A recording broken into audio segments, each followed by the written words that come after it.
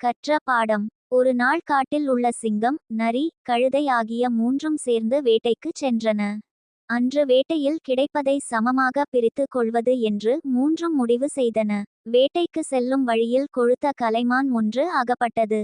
அதனை சிங்கம் பங்கு போடச் சொல்லி கழுதைக்கு கட்டளை இட்டது. அக்கழுதையோ ஏற்கனவே மூவரும் செய்து கொண்ட ஒப்பந்தப்படி கலைமானை 3 சமபங்காக கூறு போட்டது.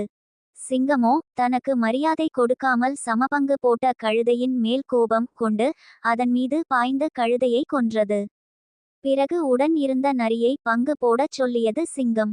சிறிய பங்கை தனக்கு வைத்துக்கொண்டு மீதமுள்ள அனைத்தையும் சிங்கத்திற்கே கொடுத்தது.